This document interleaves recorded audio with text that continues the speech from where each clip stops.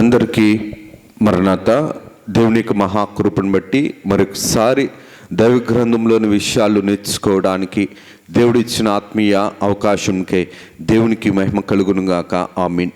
ప్రకటన గ్రంథము 7వ అధ్యాయము 17వ వచనం. ఏలయనగా సింహాసన మధ్యమందుండు గొర్రెపిల్ల వారికి కాపరి అయి జీవ జలముల బొగ్గల యొద్దకు వారిని నడిపించును. దేవుడే వారి కన్నుల నుండి ప్రతి బాష్ప బిందువును తుడిచివేయును. ప్రార్థన చేసుకుందారు. సర్వకృపానిధి దయగలిగిన తండ్రి, మీకు వందనాలు. కొద్ది వారము దీవించుము, నడిపించుము, ప్రేమించుము, ఆశీర్వదించుము, వాక్యమును వినిపించుము. నాయనా, చెవిగలవాడు ఆత్మ చెప్పు సంగతులను వినుగాక అన్నారు కనుక నీ యొక్క ఆత్మీయ విషయములు నేర్చుకునే యోగ్యత, దీవెన, నడిపింపు పరిశుద్ధాత్మ తండ్రి గారి యొక్క సర్వ సహాయము మాకు మా ఆత్మీయ జీవితానికి మీరు అందించి మీరే మహిమను పొందుమని మహిమనాథును శ్రేష్ఠపాలకుడును ఏకరక్షకుడు యేసు నామమున అడుగుచున్నాము తండ్రి. ఆమేన్. త్రిత్వ దేవుని దీవెనాశీర్వాదములు, శుభములు, మేలులు, ఉపకారములు, తలంపులు, ధన్యతలు, క్షేమములు, ఆరోగ్యములు, స్వస్థతలు ప్రభు నిండుగా మెండుగా మన ఎల్లరికి అందింపచేసి ప్రభు మహిమ పొందును గాక. ఆమేన్. దేవుని యొక్క విశ్వాసులారా, దేవుని యొక్క వాక్యము విశ్వాసిని వధూ సంఘంగా నడిపించటానికి ఎంచుకొని ఒక దివ్యమైన మార్గమై ఉన్నది. దేవుని యొక్క మాట ఎప్పుడు కూడా విశ్వాసిని వెలిగించేది. దేవుని యొక్క వాక్యము విశ్వాసిని లోకములోనే కాక పరలోకములో కూడా ప్రకాశింపచేయగలిగే ప్రభావము కలిగినది దేవుని యొక్క వాక్యము. ప్రకటన గ్రంథంలోని వాక్యము పరలోకపు విషయములను భూలోకములో నేర్పించే గ్రంథమై ఉన్నది. పరలోకమునకు సిద్ధపడవలసిన అవసరతను తెలియచేసే గ్రంథమై ఉన్నది. విశ్వాస యొక్క జీవితంలో విమలాత్మ ప్రోక్షణ ఎంత సర్వ సిద్ధపాటుకు నడిపిస్తుందో తెలియచేసే గ్రంథము ఈ యొక్క ప్రకటన గ్రంథము. ప్రకటన గ్రంథములో ఈ యొక్క 7వ అధ్యాయములో 17వ వచనంలో మనం చూడగలిగితే గనక దేవుడే వారి కన్నుల నుండి ప్రతి బాష్ప బిందువును తుడిచివేయును. దేవుడు ఏడ్పించేవాడు దేవుడు కాదు కదా. దేవుడు అనేవాడు నిత్యానందమును, సత్యానందమును మనలో అమర్చేవాడు, మనకు అందించేవాడు. దేవుడు దుఃఖమును కలుగు చేయలేదు. తండ్రి గారు రాసిన పాటలో కలుగ చేయలేదు దేవుడు కలలేనటువంటివి. అనగా మనిషి ఏడుస్తే మనిషి జీవితానికి కల ఉంటుందా? మనిషి బాధపడుతూ ఉంటుంటే మనిషి యొక్క జీవితంలో సంతోషం ఉంటుందా?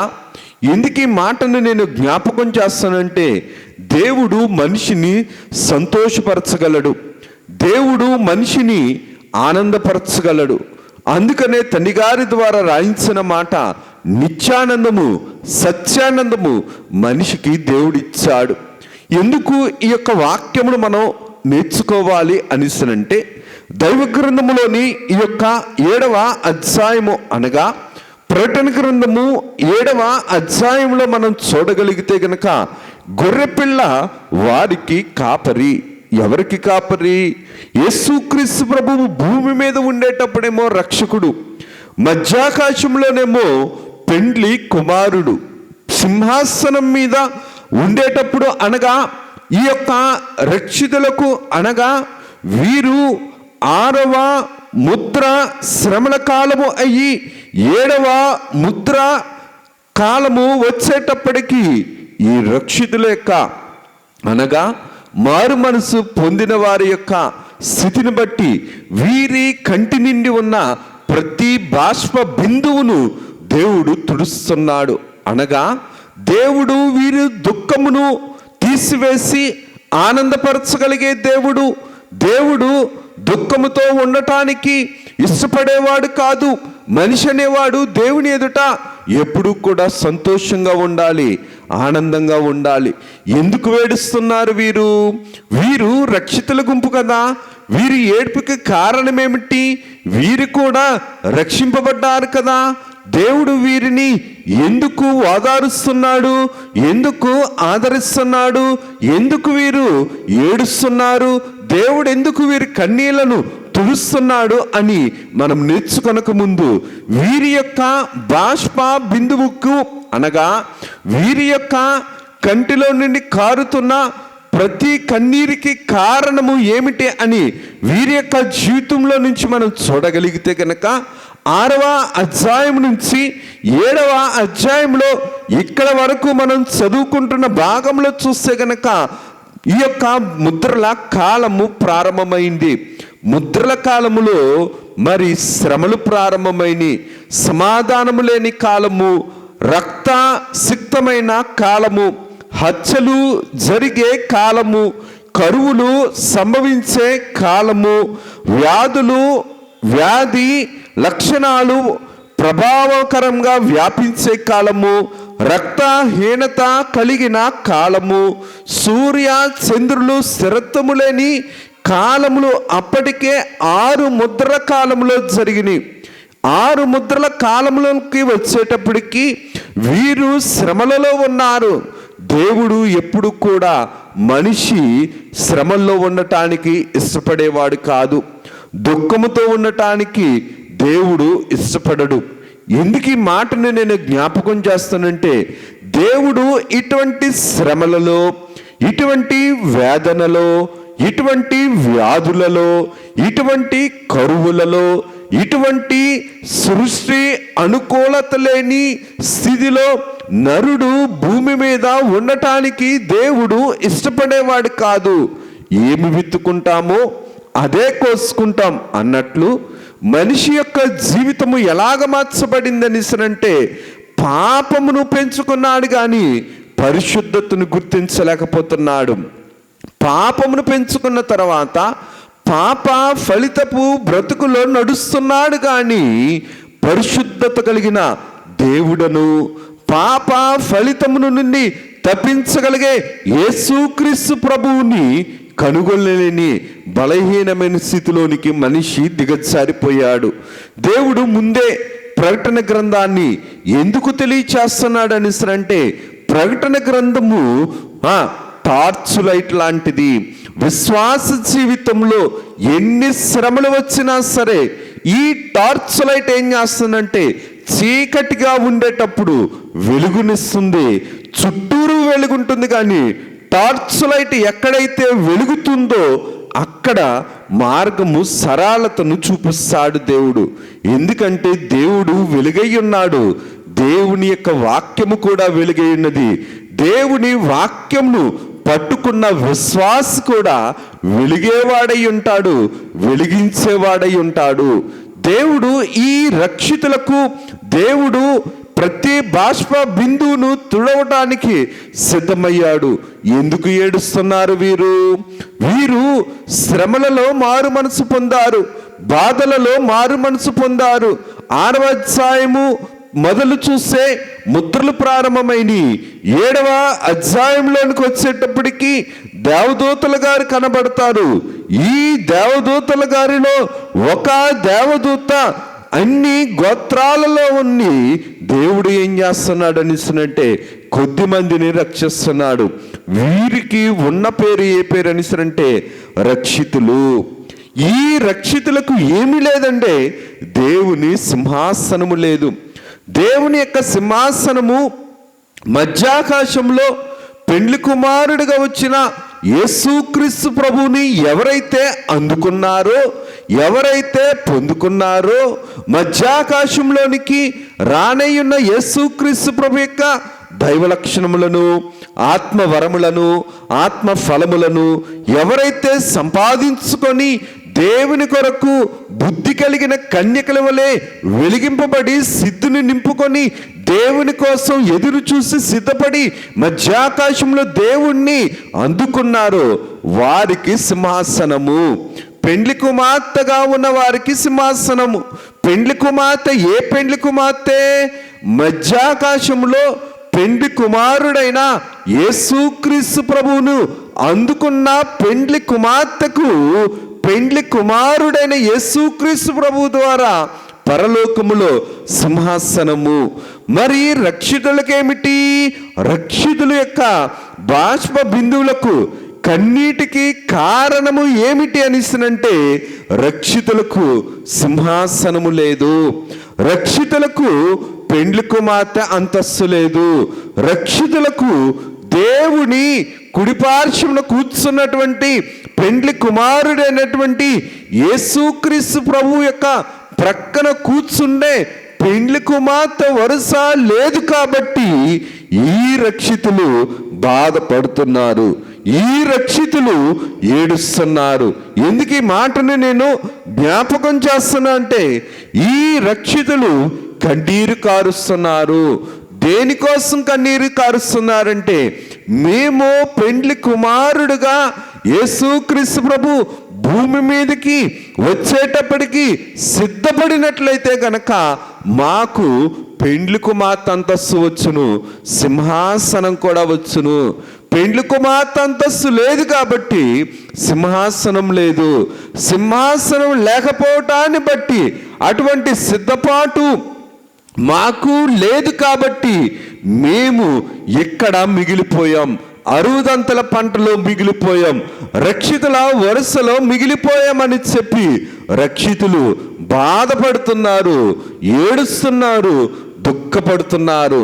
కానీ పెండ్లి కుమారుడైన యేసుక్రీస్తు ప్రభు రక్షితులు ఏడుస్తుండేటప్పుడు, దుఃఖపడుతుండేటప్పుడు వాక్యములో జాగ్రత్తగా చూస్తే గనక సింహాసన మధ్య నుండు గొర్రెపిల్ల, సింహాసనం మధ్యము నుండు గొర్రెపిల్ల, సింహాసనము పరలోకములో ఉంది, ఆ సింహాసనము మధ్య నుండు గొర్రెపిల్ల. ఏ గొర్రెపిల్ల? బాప్తిస్మమిచ్చు యోహాను గారు అంటున్నారు, ఇదిగో లోక పాపములను మోసుకొని పోవు దేవుని గొర్రెపిల్ల. భూమి మీద సిలువ మీద ఆయన మరణము పొందక ముందు భూమి మీదకి శరీరధారిగా వచ్చినప్పుడు ఆయన గొర్రెపిల్ల. ఇక్కడ వధింపబడినను నిలవబడిన గొర్రెపిల్ల పరలోకములో. ఎందుకు ఈ మాటని నేను జ్ఞాపకం చేస్తానంటే, గొర్రెపిల్ల రక్తము పరిశుద్ధమైనది. రక్షితుల యొక్క అంతస్తు ఎలాగ ఉన్నది అనేసినంటే, ఈయన గొర్రెపిల్ల రక్తముతో కడగబడిన వారు, గొర్రెపిల్ల రక్తములో తమ వస్త్రములను ఉదుకున్నవారు మహాశ్రమల నుండి వారు ఏం తెలుసుకున్నారంటే, రక్షించే దేవుని తెలుసుకున్నారు, రక్షించే కాపరిని తెలుసుకున్నారు, రక్షించే దైవ రక్షకుడిని యేసుక్రీస్తు ప్రభువుని తెలుసుకున్నారు. శ్రమలో భక్షించేది ఎవరు, శ్రమలో శిక్షించేది ఎవరు తెలుసుకున్నారు. కాబట్టే దేవుని యొక్క మహాశక్తిని బట్టి వారు ఏ వరుసలోనికి వచ్చారని అంటే, రక్షితుల వరుసలోనికి వచ్చారు. ఎందుకు ఈ మాటను నేను జ్ఞాపకం చేస్తున్నానంటే, 7వ ముద్ర రాబోతుంది. ఈ 7వ ముద్ర మరీ భయంకరమైన శ్రమలు కలిగినది. ఆ 7 తర్వాత వచ్చే బోరలు కూడా మరీ తీవ్రమైన శ్రమలు కలిగినది. దేవుని యొక్క వాక్య ప్రకారము చూడగలిగితే గనక మత్తయి సువార్త 5వ అధ్యాయము 4వ వచనంలో ప్రభువు రాయించిన మాటను ఒక్కసారి మనం జ్ఞాపకం చేసుకుంటే, దుఃఖపడువారు ధన్యులు, వారు ఓదార్చబడుదురు. దుఃఖపడువారు ధన్యులు, వారు ఓదార్చబడుదురు. ఎందుకు ఈ మాటను, ఈ వాక్యమును మనం జ్ఞాపకం చేసుకోవాలని అంటే, రక్షితులు దుఃఖపడే వరుసలో ఉన్నారు, అంతస్తును పోగొట్టుకున్నారు, పెండ్లి కుమార్తె యొక్క సమయాన్ని పాడు చేసుకున్నారు. అనగా పెండ్లి కుమార్తెకు సిద్ధపడటానికి దేవుడు సమయం ఇచ్చినా, దేవుడు విలువిచ్చినా, పెండ్లి కుమార్తెకు సిద్ధపడవలసిన సమయమును, పెండ్లి కుమార్తెకు సిద్ధపడటానికి సహకరించే పరిశుద్ధాత్మ తండ్రి గారి యొక్క స్థితిని విలువ తక్కువగా చూశారు, గౌరవం లేకుండా చూశారు, మర్యాద లేకుండా చేశారు, చూశారు. అందుకని వీరు ఏమి భరించారని అంటే, శ్రమల్లో మునిగిపోయారు, శ్రమల్లో ఉండిపోయారు, బాధల్లో ఉండిపోయారు. మహాశ్రమలని దేవుని యొక్క వాక్యమే చెబుతుంది. 14వ వచనంలో చూస్తే గనక వీరు మహాశ్రమల నుండి వచ్చిన వారు రక్షితులు. మహాశ్రమల నుండి రావటమే కాదు, యేసు ప్రభు యొక్క పరిశుద్ధమైన రక్తము ద్వారా వారి యొక్క పరిస్థితులన్నింటినీ కూడా వారు శుద్ధి చేసుకున్నవారు, బుద్ధిని నేర్చుకున్నవారు, రక్షణకరమైన బుద్ధిని, ఆరోగ్యకరమైన బుద్ధిని, హితకరమైన బుద్ధిని నేర్చుకున్నవారు ఈ రక్షితులు. ఎందుకు ఈ మాటని నేను జ్ఞాపకం చేస్తానంటే, దేవుడు నిన్న నేడు నిరంతరము ఎప్పుడు కూడా ఏకదేవుడే, ఏకమైన దేవుడు, స్వభావమును మార్చని దేవుడు, మారని దేవుడు, మార్చుకోడు దేవుడు. అందుకనే బైబిల్ గ్రంథంలో మనం చాలాసార్లు చదువుకుంటాం, అబద్ధమాడుటకు ఆయన నరపుత్రుడు కాదు. భూమి మీద ఉండేటప్పుడు దుఃఖపడువారు ధన్యులు, వారు ఓదార్చబడుదురు. యేసుక్రీస్తు ప్రభువు కూడా భూమి మీద ఉండేటప్పుడు దుఃఖపడ్డారు, ఆయన కన్నీరు విరిచారు, శ్రమ పడ్డారు.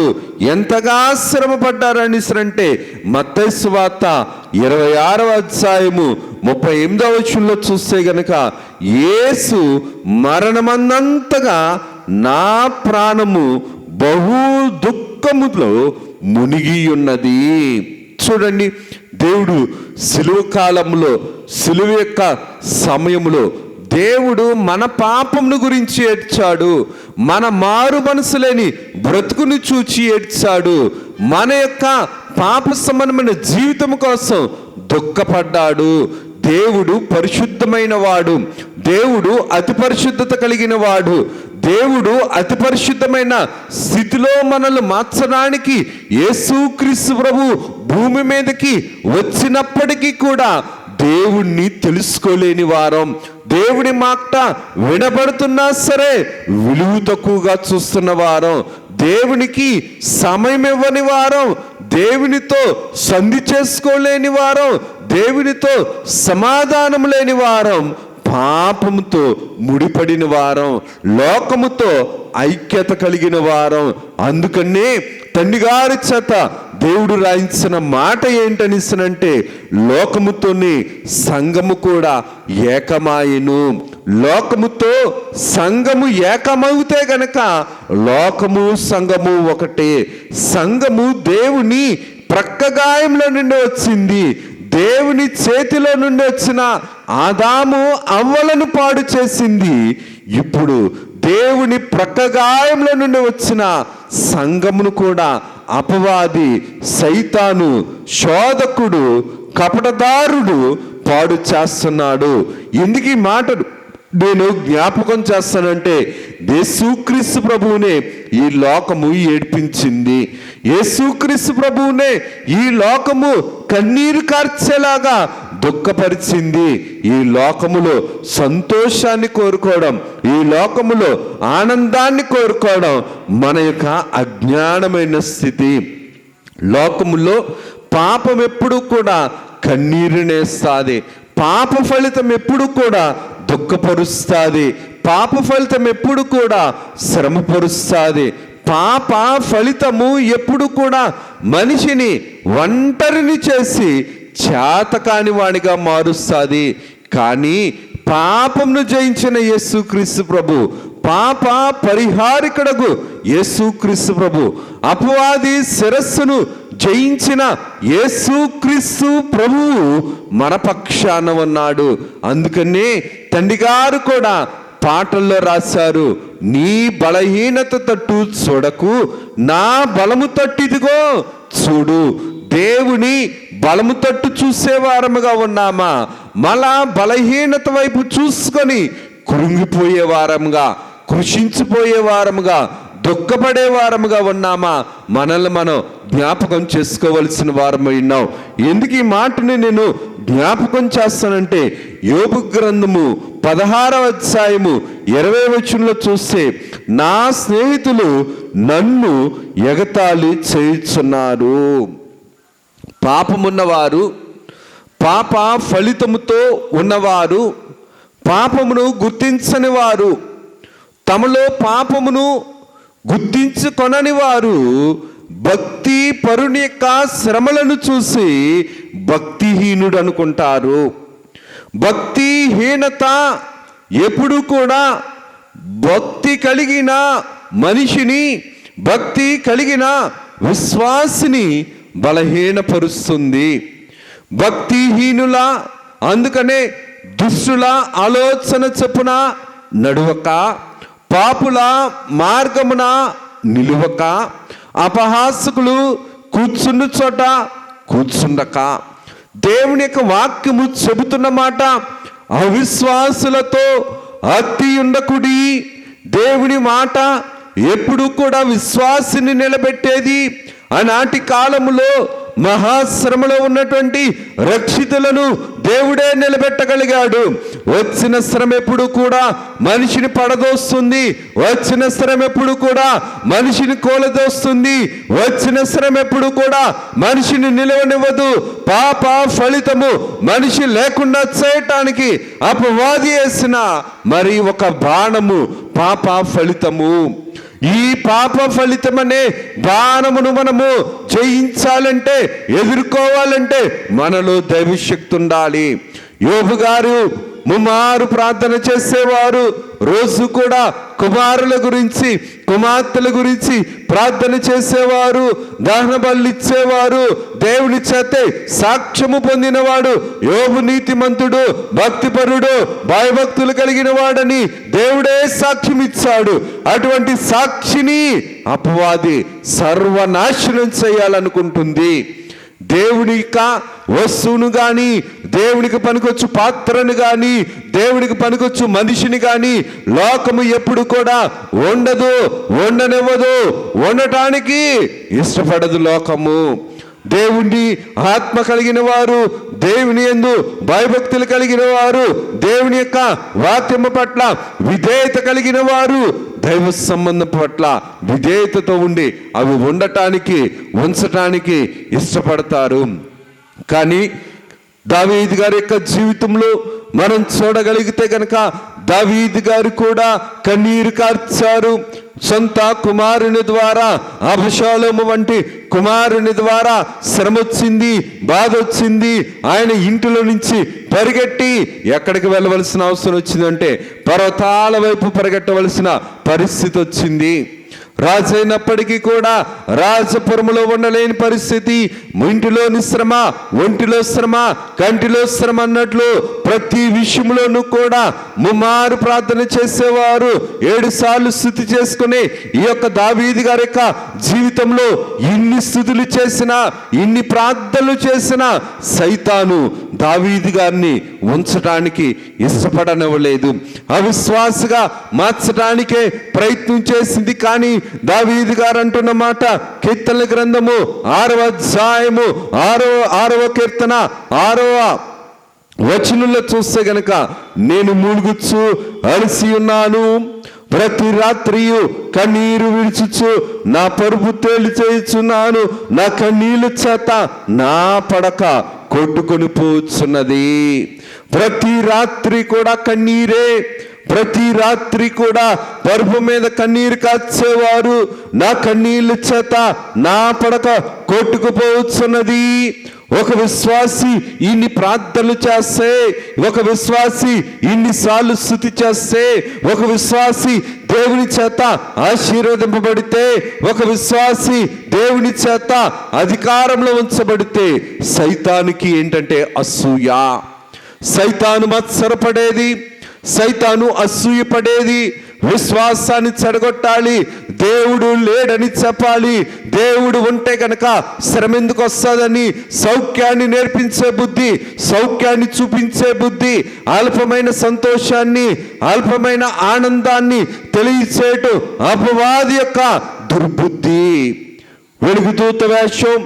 అందుకనే తండ్రి గారి యొక్క రాత్రుల్లో మనం చూస్తాం సైతాను 2 విధాలుగా పనిచేస్తుంది. ఒకటి సౌభాగ్యముగాను, ఒకటి దౌర్భాగ్యంగాను. ఎందుకు ఈ మాటను నేను జ్ఞాపకం చేస్తున్నానని అంటే, సౌభాగ్యం అంటే వెలుగుదూత వేషం. సైతాను మాట విన్నంతసేపు కూడా బాగానే ఉంటుంది. సైతాను స్వాధీనంలో ఉండేటప్పుడు పాముకి నీళ్ళు పాలు పోసినంత కాలము కూడా పాము బాగానే ఉంటుంది. పాముకి విషముందని తెలిసినా సరే అది కాటు వేయకూడదని చెప్పి పాముకి ఎన్ని పాలు పోసినా సరే బాగానే ఉంటుంది. కానీ పాలు పోయినప్పుడు విషాన్ని చిమ్ముతుంది.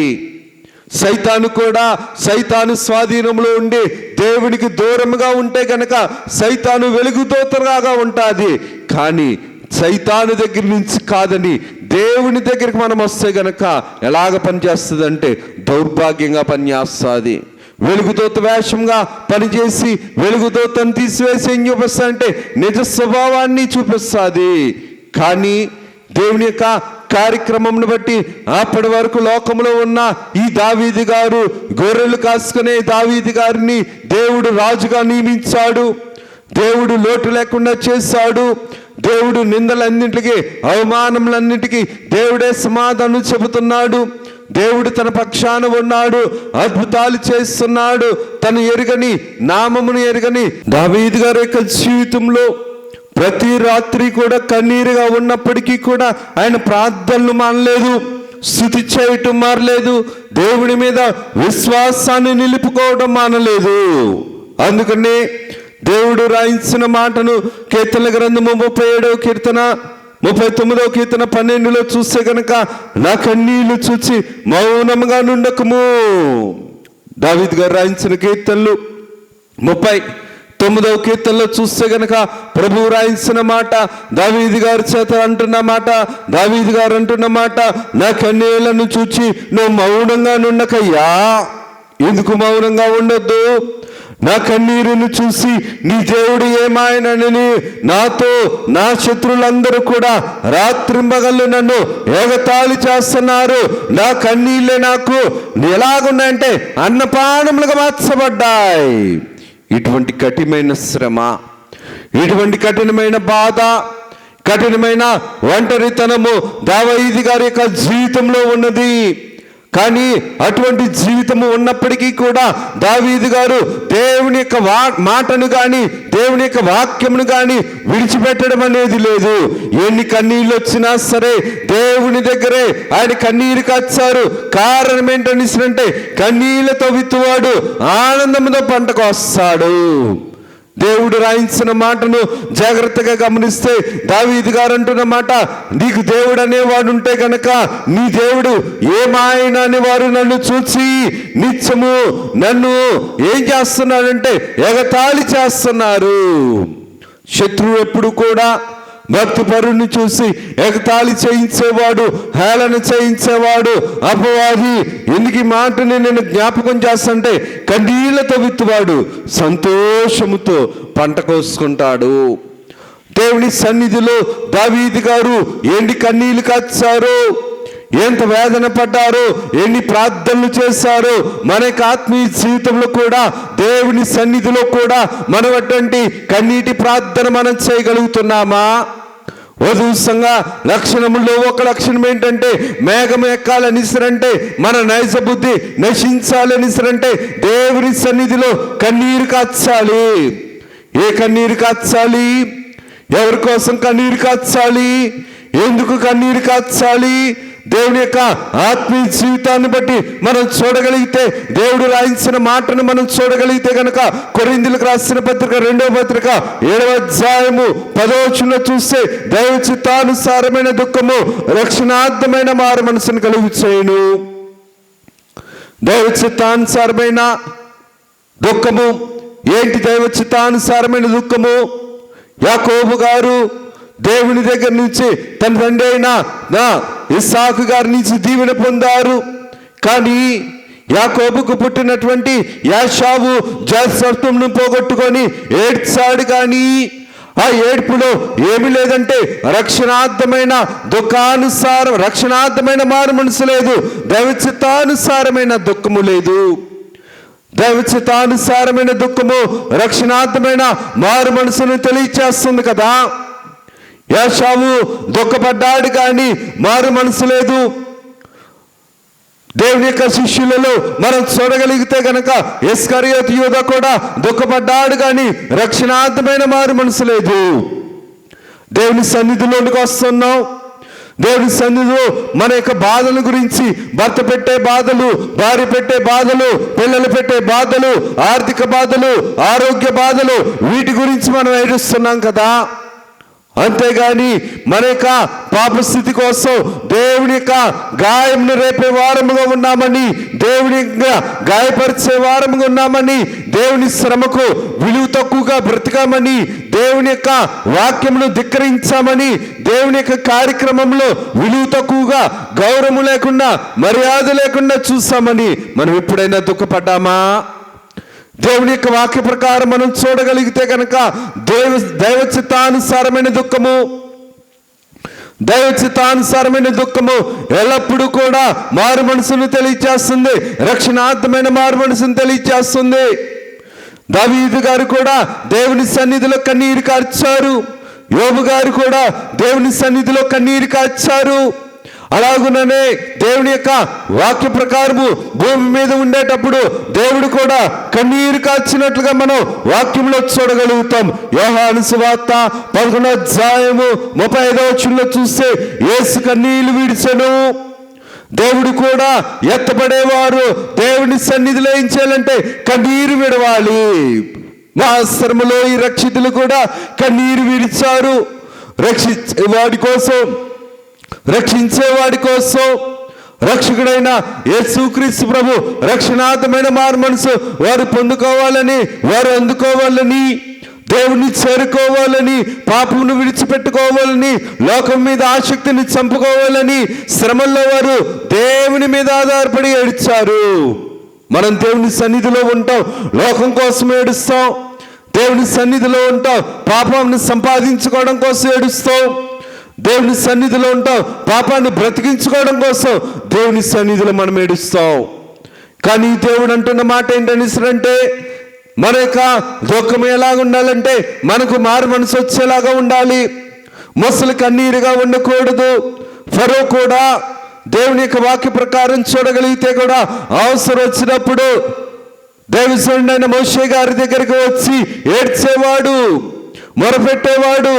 అబద్ధమైన మొర, ముసలి కన్నీరు కాచేవాడు. అవసరం తీరిపోయాక, వ్యాధి తొలగాక, తొగులాక మరలా బుద్ధి చూపించేవాడు. ఇదెక్కడ రక్షణార్థమైన మారు మనసు? దేవుని దగ్గరికి వస్తున్నాం కదా, దేవుని దగ్గర రక్షణార్థమైన కన్నీరా? రక్షణార్థం కాని కన్నీరా? ప్రార్థనా జీవితంలో ఎటువంటి కన్నీరు ఉంది? అసలు ప్రార్థనా జీవితం ఉందా?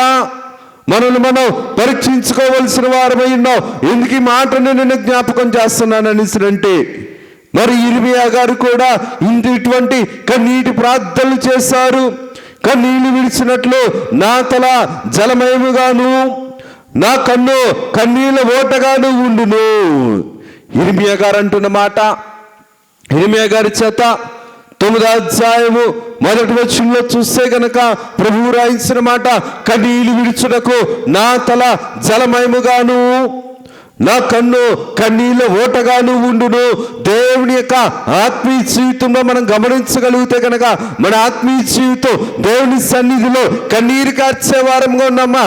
లోకంలో కుళ్ళి శ్రమను తలంచుకొని పాపం ఫలితంతో ఏడ్చే వారముగా మనం ఉన్నామా? ఎటువంటి పాపమునైనా సరే తండ్రి గారు రాసిన మాటను బట్టి చూడగలిగితే, తల్లిదండ్రులు చేసిన తగని కార్యంలో నా మీదకే పొర్లి నన్ను చంపుతున్నవి కదా అని నువ్వు అనుకొనవద్దు. నీ బలహీనత కంటే దేవుని బలం గొప్పది. పాప ప్రయత్నము కంటే దైవ ప్రయత్నము గొప్పది. మనుషులను దేహి అనుకోవడం కంటే దేవుని సన్నిధిలో 2 చేతులు జోడించి దేవుని దగ్గర పాపాలు ఒప్పుకోవడం మంచిది. ఇందుకు ఈ మాటను నేను జ్ఞాపకం చేస్తానంటే, దేవుడు రాయించిన మాటే దైవ చిత్తానుసారమైన దుఃఖము రక్షణార్థమైన మారు మనసును కలుగుచేయును. ఆ మారు మనసు దుఃఖమును పుట్టించదు, సంతోషాన్ని పుట్టిస్తాది. రక్షితులు సంపాదించుకున్నది రక్షణార్థమైన మారు మనసు.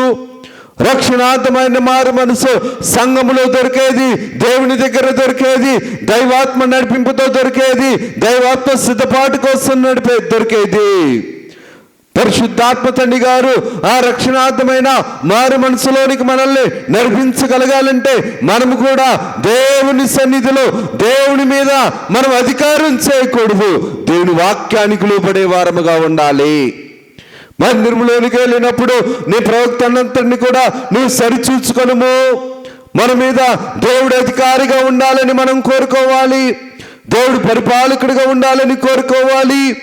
దేవుడు శ్రేష్ఠ పాలకుడు ఏకరక్షకుడు యేసుక్రీస్తు ప్రభు, సర్వ సృష్టిని కూడా రక్షించగలిగేవాడు, సర్వ సృష్టిని కూడా పోషించగలిగేవాడు, సర్వ సృష్టిని కూడా బాగు చేయగలిగిన దేవుడు మనల్ని బాగు చేయలేడా? మనల్ని స్వస్థపరచలేడా? మనల్ని ఉన్నతంగా పోషించలేడా? మనల యొక్క ఆత్మీయ జీవితాన్ని మనం పరీక్షించుకునే వారముగా ఉండగలగాలి. ఎందుకు ఈ మాటను నేను జ్ఞాపకం చేస్తున్నా అంటే, యాషావు కూడా దీవెన పోగొట్టుకున్నాడు, కానీ రక్షణార్థమైన మారు మనసు లేకపోవటాన్ని బట్టి అపవిత్రాత్మ సంబంధమైన క్రియలకు పాత్రుడుగా ఉన్నాడు కాబట్టి అపవిత్రాత్మ సంతానానికి స్థానముగా ఉండిపోయాడు. హెబ్రీ పత్రిక 12వ అధ్యాయము 17వ వచనంలో చూస్తే గనక యాషావు ఆ తర్వాత ఆశీర్వాదము పొందుకోరి కన్నీళ్లు విడిచుచు దానికోసము శ్రద్ధతో వెతికినను మారు మనసు పొందిన అవకాశము దొరకక విసర్జింపబడదని మీరు ఎరుగరా? హెబ్రీ పత్రిక 12వ అధ్యాయము 17వ వచనం. యాషావు కూడా దీవెన పోగొట్టుకున్నాడు, దీవెనకు దూరమయ్యాడు. దీవెన సంపాదించుకోవలసిన సమయంలో వేరే చోటకు వెళ్ళాడు, తండ్రి దగ్గర ఉండలేకపోయాడు, తండ్రి దీవెనిస్తున్నాడని తెలుసుకోలేకపోయాడు, పూట కూటి కోసం ఆశపడ్డాడు, జేసత్వాన్ని అమ్మేసుకున్నాడు. దీవెన యొక్క లెక్కలేకపోవడం బట్టి, దీవెన విలువ తెలుసుకోకపోవడాన్ని బట్టి దీవెనను దూరం చేసుకున్నాడు, దీవెన అనే ఆలోచన లేకుండా బ్రతికాడు, అందుకని శాపగ్రస్తంగా మారిపోయాడు. యాషావు జీవితంలో దీవెన అనే ఆలోచన లేకుండా ఉండగలగడానికి కారణం ఏంటంటే, పూట కూటి కోసం ఏమి తిందుమా, ఏమి తాగుదమా, ఎలాగ సుఖిందుమా అని అనుకున్నాడు. అందుకనే యాషావు జీవితం శాపగ్రస్తంగా మారిపోయింది, పాపగ్రస్తంగా మారిపోయింది. ఏడ్చాడు కానీ మారు మనసు లేదు. మారు మనసు లేని రక్షణార్థమైన మారు మనసు లేదు, రక్షణార్థమైన దైవ చిత్తానుసారమైన దుఃఖము లేదు. యాషావు జీవితం దీవెనికి ఆశపడ్డాడు కానీ మారు మనసు లేకపోవటాన్ని బట్టి దేవుని దీవెని దూరం చేసుకున్నాడు యాషావు. కానీ యాకోబు దీవెన మీద లక్ష్యం ఉంచాడు, దీవెన సమయం ముందు ఆశపడ్డాడు, తండ్రి యందు స్థానములో ఉండటానికి ఇష్టపడ్డాడు. అందుకనే ఈ రక్షితులు కూడా తండ్రి వైపు చూశారు, తండ్రి వైపు మొరపెట్టారు, దీవెన కోసం ఆశపడ్డారు, దీవెన కోసం ప్రాధేయపడ్డారు. యాకోబు అన్న మాట ప్రకారం అయితే కనుక తుంటి నరుము తెగినా సరే నీవు నన్ను దీవిస్తేనే కానీ నిన్ను నేను వదలనన్నట్లు ఈ మహాశ్రములు, ఈ రక్షితులు ఎలాగ మార్చబడ్డారంటే దేవుని నామమున కన్నీరు విడిచారు. దేవుని సన్నిధిలో దేవునికి అంగీకారముకు దైవ చిత్తానుసారమైన దుఃఖాన్ని సంపాదించుకొని వీరేం సంపాదించుకున్నారంటే రక్షణార్థమైన మారు మనసును సంపాదించుకున్నారు. దేవుని వాక్యము ఉన్నతమైనది, దేవుని కార్యము మహోన్నతమైనది. దేవుడు కొంతమందికి విలువిస్తాడు, సమయం ఇస్తాడు, అవకాశం ఇస్తాడు, ఆత్మవరాలు ఇస్తాడు, ఆత్మ ఫలాలు ఇస్తాడు, విడిపిస్తాడు, కానీ పట్టించుకోరు. కొంతమందికి దేవుడు సమయం ఇచ్చినా, విలువిచ్చినా, అవకాశం ఇచ్చినా సరే బుద్ధి కలిగిన కన్యకల వల్లే దేవుని యొక్క స్థితికి అంగీకారంగా మరి పోషింపబడతారు, నడవబడతారు, సిద్ధింపబడతారు.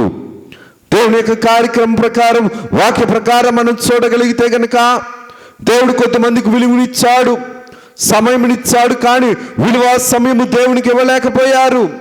దేవునికి సమయము, దేవునికి విలువ, దేవునికి పట్ల ఆసక్తి ఉంచలేకపోయారు కాబట్టి దేవుడు ఇచ్చినవి కూడా పోగొట్టుకున్నారు, వారిని కూడా పాడు చేసుకున్నారు.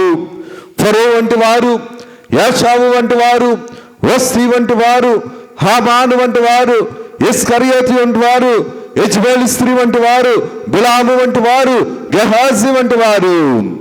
దేవుడు సమయం ఇచ్చాడు, వీరికి అవకాశం ఇచ్చాడు, వాక్యాన్ని వినిపించాడు, అద్భుతాలు చేశాడు, కానీ లోకము మీద ఆశను వీరు చంపుకోలేకపోయారు, పాపము మీద ఆశని చంపుకోలేకపోయారు, దేవుని వైపు వీరు చూడలేకపోయారు, దేవుని మాటని వీరు బ్రతికించుకోలేకపోయారు. కానీ దేవుడు సమయం ఇచ్చినా విలువిచ్చినా సరే సద్వినియోగం చేసుకున్న వారు మోషే వంటి వారు ఉన్నారు. కుడివైపు దొంగ వంటి వారు, దేవుని శిష్యుడైనటువంటి యోహాను గారి వంటి వారు, పేతురు గారి వంటి వారు, హన్నా వంటి వారు, ఎస్తేరు వంటి వారు, రూతు వంటి వారు, హిజ్కియా వంటి వారు, ఆది పితామహుల వంటి వారు దేవుని మీద ఆధారపడ్డారు. దేవునికి సమయం ఇచ్చారు, దేవునికి విలువిచ్చారు, దేవుని మాటను సంపాదించుకున్నారు. దేవుని వాక్య ప్రకారం వారి విశ్వాస జీవితాన్ని దేవునికి అంగీకారంగా నడిపించుకున్నారు. వీరి జీవితంలో కూడా కన్నీళ్లు కార్చారు. మోషే వంటి వారు ఫరో ఐగుప్తు ధనాన్ని, ఐగుప్తు దేశంలో ఉన్న ధనమంతా కూడా అది సుఖభోగముగా ఎంచుకోలేదు, కానీ అల్పకాల పాప భోగముగా ఎంచుకున్నాడు మోషే వంటి వారు. యోహాను వంటి వారు పరలోకంలో ఉన్న దేవుణ్ణి చూడగలిగారు, భూలోకంలో ఉన్న దేవుణ్ణి చూడగలిగారు. భూమికి సిద్ధము కాకముందు, సృష్టి కలగ చేయకముందు దేవుణ్ణి చూడగలిగారు.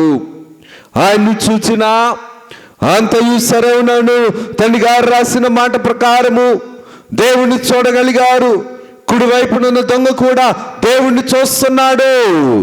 ఎందుకంటే తన పాపమునకు, పాప ఫలితమునకు శిక్ష అనుభవిస్తున్నాడు. పేతురు పత్రికలో మనం చూస్తున్నట్లు ఏ కపటము లేని వాడు యేసుక్రీస్తు ప్రభు, ఏ కపటము లేని యేసుక్రీస్తు ప్రభువుని చూసి కుడివైపు దొంగ సమయాన్ని, విలువను సద్వినియోగం చేసుకున్నాడు. ఎస్తేరు వంటి వారు, హన్నా వంటి వారు బలహీనతల్లో దేవుణ్ణి తెలుసుకున్నారు, శ్రమల్లో దేవుణ్ణి తెలుసుకున్నారు. ప్రతి బాష్ప బిందువును దేవుడు తుడిచివేయగలడు, ప్రతి కన్నీటిని దేవుడు తుడిచివేయగలడు, ప్రతి కన్నీటిని కూడా దేవుడు తుడిచివేసి సత్యానందమును, అత్యానందమును మనిషికి అందించగలడు దేవుడు. ఇందుకు ఈ మాటను నేను జ్ఞాపకం చేస్తున్నానంటే యెషయా గ్రంథము 25వ అధ్యాయము 8వ వచనంలో చూడగలిగితే కనుక, మరెన్నడూ నుండకుండా మరణమును ఆయన మురింగివేయును. ప్రభువైన యెహోవా ప్రతి వాని ముఖం మీద బాష్ప బిందువులను తుడిచివేయును, భూమి మీద నుండి తన జనులను నిందను తీసివేయును. మీరు శ్రమలలో మిగిలిపోయారని నిందను తీసివేస్తాడు. రక్షితులలో నుండి రక్షించగలిగిన దేవుడు భక్షించే సైతాను కపటపు కుతంత్రపు స్వభావముల నుంచి, పనుల నుంచి, పాప ఫలితపు స్థలముల నుంచి రక్షించగలిగే దేవుడు యేసుక్రీస్తు ప్రభు.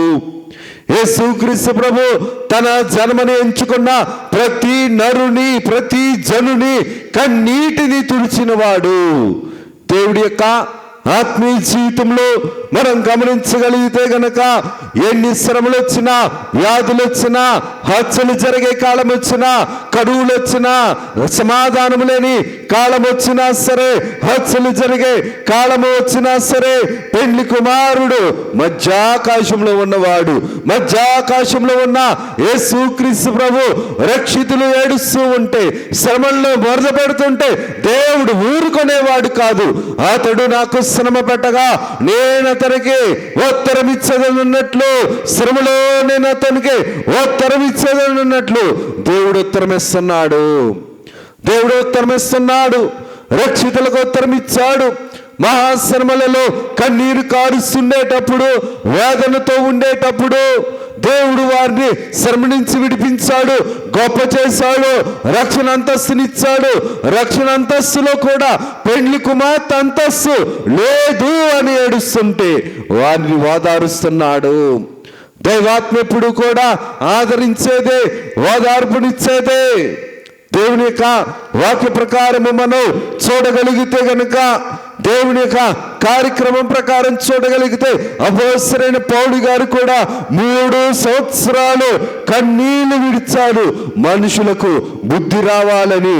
అపోస్తలుడైన పౌలు గారు కూడా కన్నీరు విడిచుచు దేవునికి మొరపెట్టిన వారే ఎన్ని శ్రమలు వచ్చినా, దావీదు గారికి ఎన్ని శ్రమలు వచ్చినా, యోబు గారికి ఎన్ని శ్రమలు వచ్చినా సరే, వీరందరూ కూడా దేవుని యొక్క సేవలో ఉన్నవారు, వాక్యమును పట్టుకున్నవారు, దేవుని కోసం బ్రతికిన వారు, కన్నీళ్లు కడిచిన వారు, కన్నీళ్లు కారుస్తున్నవారు.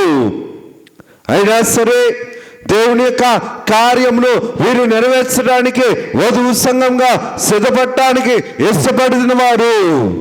శ్రమలే హారం, శ్రమల ఆత్మకు శృంగారం, శ్రమల వలన సకల స్వనీతి సమసిపోతుంది కదా అన్నట్లుగా దేవుడు వీరిని అద్భుతంగా నడిపించాడు, ఆశ్చర్యంగా నడిపించాడు, ఆశీర్వాదకరంగా నడిపించాడు. పెండ్లి కుమారుని యొక్క అంతస్తులోనికి దేవుడు నడిపించుకున్నాడు. దేవుని యొక్క కార్యక్రమము గొప్పది కాబట్టి, దేవుని యొక్క అత్యధికమైన ప్రేమ, అత్యధికమైన కనికరము మనల్ని ఎప్పుడు ఆశీర్వదించేది కాబట్టి, మన కన్నీళ్లు కూడా దేవుని సన్నిధిలో కార్చినవి వ్యర్థమవ్వు. వ్యర్థము కాకుండా చేయగలిగేవాడు యేసుక్రీస్తు ప్రభు. అందుకని పేతురు గారు రాసిన మొదటి పత్రిక 2వ అధ్యాయము 19వ వచనంలో చూస్తే గనక, పేతురు గారు రాసిన మొదటి పత్రిక 2వ అధ్యాయము 19వ వచనంలో చూస్తే, ఎవరైనాను అన్యాయంగా శ్రమ పొందొచ్చు, దేవుని గురించి మనస్సాక్షి పొంది దుఃఖము సహించిన అది హితమగును, అది హితమగును, అది సరైనది. ఎవడైనా సరే ఎన్ని కన్నీళ్లు మంచి చేసినా సరే, చెడు ఎదురొస్తున్నా సరే, ఇర్మియా గ్రంథము ప్రకారం చూస్తే కీడు చేసినా సరే, మేలు చేసినా సరే కీడు వస్తుందంటే. ఎందుకంటే ఇర్మియా గ్రంథంలో ఒక మాట ఉంటుంది, మేలు చేసినా సరే కీడే చేస్తారట. ఇర్మియా గ్రంథము ప్రకారము ఇర్మియా గారు చేత దేవుడు రాయించిన మాట ప్రకారం మనం చూస్తే, ఆనాటి కాలంలోనూ ఈనాటి కాలంలోనూ మనము మంచి చేసినా సరే చెడు చేసేవారు ఉంటారు, మేలు చేసినా సరే కీడు చేసేవారే ఉంటారు. మనము మంచి చేసినా సరే చెడు చేయటానికి ఇష్టపడే అసూయ స్వభావం కలిగిన వారు ఉంటారు. కానీ దేవుడు అంటున్న మాట, కన్నీటితో విత్తువాడు ఆనందముతో, సంతోషముతో, సంతోషగానములతో పంట కోసెదరు. ఏం విత్తుతున్నామో దేవుని సన్నిధిలో, ఏ స్థితిలో విత్తగలుగుతున్నామో, దేవునికి అంగీకారముకు పాత్రగా ఉండగలుగుతున్నామా? వధువు సంఘ రూపలావణ్యతలు మనం సంపాదించుకోవాలంటే ఎంతటి కన్నీటి ప్రార్థనలు మనం చేయాలి, ఎంతటి శ్రమలు మనం చూడాలి. ప్రకటన గ్రంథంలో మనం చాలా సార్లు చదువుకున్న దాని ప్రకారం, చెప్పిన దాని ప్రకారం మనం చూడగలిగితే గనక, నీ శ్రమలను, నీ కష్టమును, నీ సహనమును, నీ స్థితిని అంతటిని కూడా నేను ఎరుగుదును. నీ శ్రమను, నీ కష్టమును, నీ దరిద్రతను, నీ ఓర్పును, నీ యొక్క స్థితిని అంతటిని కూడా నేను ఎరుగుదును. దేవుని సంఘంలో ఉన్న మనం దేవుని కోసం కష్టపడకపోతే ఇంకెవరి కోసం కష్టపడాలి? దేవుని సంఘంలో ఉన్న మనం దేవుని కోసం సహించకపోతే ఇంకెవరి కోసం సహించాలి? దేవుని యొక్క పనిలో దేవుడే ఉండేటప్పుడు లోకము శ్రమ పెట్టింది. దేవుడి కంటే మనం గొప్పవారం కాదు కదా, దేవుడి కంటే మనం పరిశుద్ధులం కాదు కదా, దేవుడి కంటే మనం శక్తిమంతులం కాదు కదా. దేవుడే భూమి మీద ఉండేటప్పుడు సృష్టికర్త అయిన దేవుణ్ణి చూస్తాడు. కుమారుడుగా యేసుక్రీస్తు ప్రభు తండ్రి వైపు చూస్తాడు. తండ్రి, వీరేమి చేస్తున్నారు, వీరెరుగరు అన్నాడు దేవుడు. అనగా పాపం ఎప్పుడు కూడా దేవుని యొక్క క్రమం ఏమిటో తెలుసుకోనివ్వదు. పాపం ఎప్పుడు కూడా దేవుని యొక్క కార్యం ఏమిటో తెలుసుకోనివ్వదు. అందుకనే శ్రమ వచ్చిందని అంటే కుమిలిపోతాం మనం. కానీ శ్రమ వెనుకతల గొప్ప బహుమానాలు ఉన్నాయి. ఈ రక్షితులు కూడా మహాశ్రమలో ఉన్నారు, దేవుని తెలుసుకున్నారు, దేవుని యొక్క రక్తములో తమ వస్త్రములను ఉదుక్కున్నారు. ఏం కోల్పోయారో తెలుసుకున్నారు, ఏది విలువైనదో తెలుసుకున్నారు. దేవుని దగ్గరికి వచ్చిన తర్వాత ఈ రక్షితులు దేవుడు చేర్చుకున్నాడు కాబట్టి ఈ రక్షితులను వీరికి వచ్చిన పేరు ఏంటంటే, ఒకప్పుడు శ్రమలో పాలుగా ఉన్నవారు, దేవునితో సహవాసంలో ఆదరణ పొందుతున్న వారు ఈ రక్షితులు. దేవుడి కొద్ది వాక్యమును మనం వెనుకల్లో దీవించి ప్రభువు మహిమ పొందును గాక. ఆ మంచిని ప్రార్థన చేసుకున్నారు.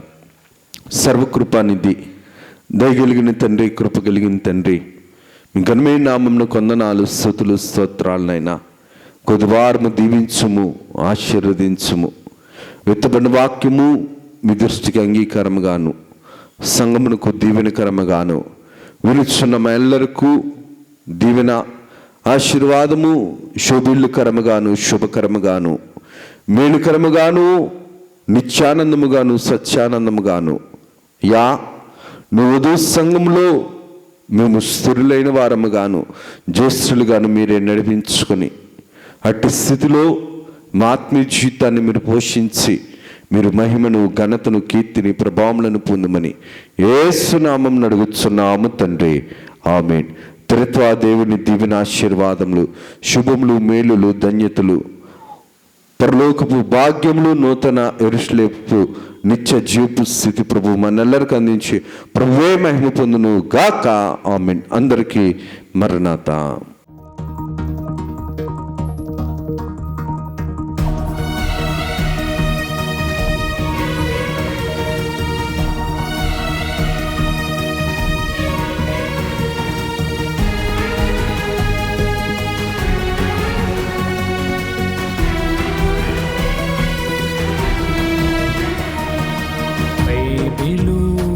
ప్రకటన, బయలుపరచిన ప్రకటన, యేసయ్య ప్రకటన, దాసయ్య ప్రకటన, పరలోక ప్రకటన, పరిశుద్ధ ప్రకటన, యేసయ్య ప్రకటన, దాసయ్య ప్రకటన, పరలోక ప్రకటన, పరిశుద్ధ ప్రకటన.